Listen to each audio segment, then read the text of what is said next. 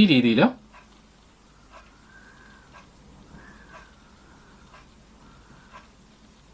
ഇതുപോലെ ശരിക്കും ഒന്ന് മസാജ് ചെയ്യുക. തേച്ച ശേഷം സാവധാനം മസാജ് എന്ന് വെച്ചാൽ മസാജ് ചെയ്യുമ്പോൾ ഗ്ലിസറിൻ്റെ അംശം എന്ന് പറഞ്ഞാൽ അതൊരു പ്രത്യേക കൊഴുപ്പ് അല്ലെങ്കിൽ എന്താണ് പറയുക കട്ടിയായിട്ടുള്ളൊരു ലിക്വിഡാണ്. അപ്പോൾ അത് ശരിക്കും നമ്മുടെ ചുണ്ടിൽ അബ്സോർബ് ആകാൻ സഹായിക്കുന്നു. അതോടൊപ്പം തന്നെ വൈറ്റമിൻ സി ആയിട്ടുള്ള നമ്മൾ നാരങ്ങ നീരിയിട്ടുണ്ട്. പിന്നെ നമ്മുടെ റോസ് വാട്ടർ, ഇതെല്ലാമാണ് നമ്മൾ ഇതിൻ്റെ അകത്ത് മിക്സ് ചെയ്തിരിക്കുന്നത്. അപ്പോൾ ഇതെല്ലാം കൂടെ ഉള്ള ഈ മിക്സാണ് ശരിക്കും നമുക്ക് അപ്ലൈ ചെയ്യേണ്ടത്. ഓക്കെ,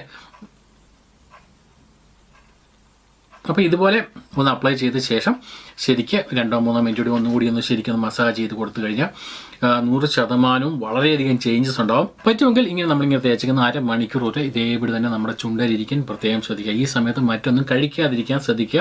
വേറെ ഒന്നുമില്ല, കഴിക്കുമ്പോൾ നമ്മൾ അതെല്ലാം കൂടെ ആ ഫുഡുകാരും ഒക്കെ ഇത് പറ്റും, അതിൻ്റെ ഒന്നും ആവശ്യമില്ല. പറ്റും